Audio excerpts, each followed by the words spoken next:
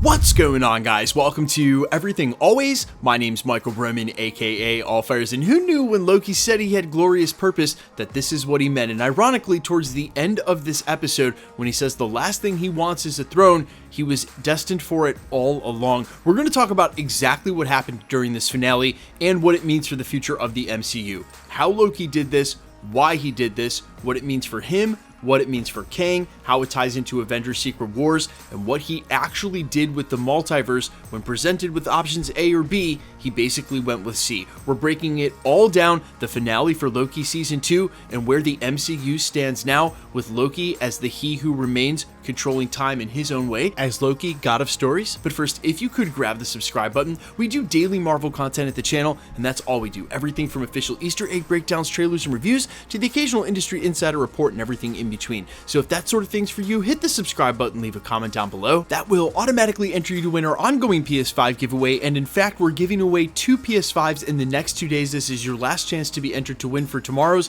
All you gotta do, be a subscriber, leave a comment down below if you want, stick around to the end of the video, we get into all the giveaway stuff again there. Okay, so before I explain everything that happened in this video, and if you're having a problem understanding what happened, it actually comes down to something very simple. This episode was basically setting up a bunch of rules or ultimatums, things that had to happen, or it had to be this way, and Loki decided at the end of it all that it didn't have to be that way, and there was something else he could do instead. It starts right where episode 5 left off, with him being able to control his time slipping, except now he thinks if he can just go back in time and get the throughput multiplier out on the sacred timeline loom fast enough that they can stop this all from happening. In fact, he's so committed to this idea that, as the show tells us, he spends centuries catching up with Obi and Victor Timely as far as their understanding of theoretical physics in order to be able to execute this plan. Then, upon finding out from Victor Timely's point of view that it's basically a scaling problem, he goes back even further, only to have He Who Remains tell him that it's not a scaling problem at all. In fact, this is the loom operating as intended. It will always just completely self-destruct and destroy everything but the sacred timeline. And as He Who Remains explains to him, there's only a couple of options. He has to kill Sylvie in order to stop her from killing him, the loom self-destructing, and him being destroyed along with it with all the branched timelines. Or he can destroy the loom, but that's just going to lead to the multiversal war, whereas the He Who Remains variant we see in this episode explains that's the worst of all options, nothing will survive in that case. That's what leads Loki to have his final conversations with Mobius and a final conversation with Sylvie, and decide that the burden that Mobius was talking about is inevitable, and he'd rather take that burden on him to allow Sylvie to live and give them the fighting chance that she was talking about. That's what leads him, after those conversations, to go back to that place where he had spent centuries prior in the episode trying to figure out how Victor Timely could save the loom, and decides to go out on the runway himself. That's when he declares, "I know what kind of god I need to be." That's Loki, God of Stories, goes out and destroys the loom with magic. Then, with that same magic, gathers all of the broken timelines together and uses them to climb those imaginary steps you see him climbing towards the end of time. And as he takes his place on the throne with all of the timelines gathered in his fists, you see the citadel of He Who Remains crumbling in the foreground. He takes his seat on the throne, and with those timelines creates Yggdrasil, the world tree, so that the multiverse may survive. But it's not just the multiverse surviving, it's the way it's surviving, the God of Stories. And as Sylvie said, he's giving us a chance, the fighting chance she was referring to in that last conversation with Loki, the way that it should be.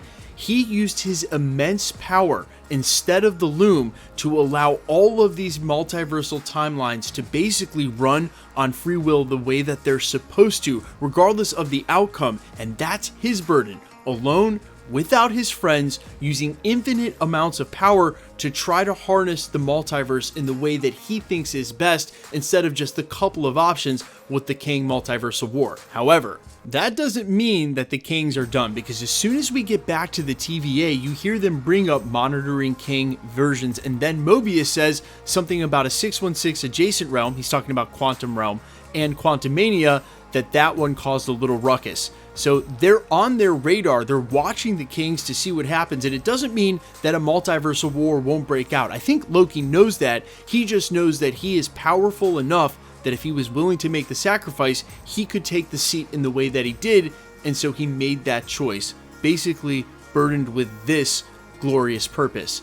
That does not mean that the multiverse is in any way saved, and as we just saw in the Marvels, there are plenty of incursions happening, and for lots of reasons. What it does mean though is that the sacred timeline representing time as a flat circle is now gone. There's an interwoven tree of Yggdrasil as the world tree now, the way the multiverse is represented, so that when Kang variants do come out of the woodwork, it's going to look a lot different. It's going to be different than the infinite loop of time that we watched not only at the beginning of this episode, but as He Who Remains told us at the end of last season, an infinite time loop that has been running and for quite some time. I think that this is one of the most interesting twists that Marvel has ever decided to do, and for any of us diehard fans who said that they were playing it just a little bit safe project to project, I mean, man, you want to talk about stakes. There probably are no greater stakes. I will also mention, as some of you were very apt to point out, yes, this does make Loki one of the most powerful characters in the MCU, and by far, by a million miles. Does it make him more powerful than, say, the Beyonder, the Living Tribunal, Eternity? No, but it is him self-actualizing and seeing the actual eventuality of his power set. The same way we'd expect characters like Thor to level up their power set, see their eventual place as the god of thunder the way he did during Ragnarok. This is Loki's coming into his real power set, and there you see it. He is insanely powerful. Definitely one of the most powerful characters in the MCU now, and this episode just proved that. As far as the future of the MCU goes, understanding Loki's purpose and reason doesn't mean he's going to be able to stop whatever's coming next.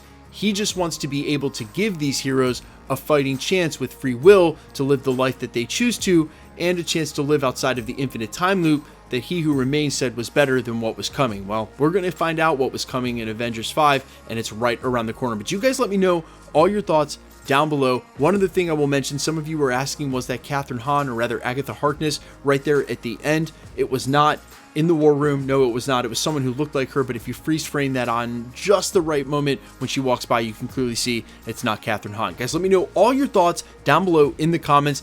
How much did you enjoy this episode and the season as a whole? Definitely think this is the best thing Marvel has put on Disney+. They need to keep doing projects like this. And where do you see this going now in Avengers Secret Wars? When do you think we're going to see Loki pop up again? Obviously, he and Thor are going to meet, hopefully under the sun, the way it was said at the end of the Infinity Saga. Let me know down in the comments quickly. Let's get into the giveaway stuff before I let you go. All right, I'm still giving away PlayStation 5s, and in fact, we've got back-to-back giveaways tomorrow and Saturday. If you want to be entered for those, super simple. All you got to do, hit the subscribe button, then leave a comment down below. Because it's truly random, the more videos you comment on, the better chance you have of winning. All winners will be announced at the end of videos, the same way we're doing here. The best way to keep up with the content has always been to hit the notification bell with all notifications turned on. And as always, if you liked today's video, I'd appreciate it if you'd hit the like button. My name's Michael Roman. You can find me in a couple of places. Instagram and Twitter at I'mFires. You can also find me on Spotify, YouTube, Amazon, Apple, iTunes, wherever you listen to original music under the name AllFires. And while I would sincerely appreciate you checking my music out, thanks for checking this channel out. Stick around. We'll be posting again real soon.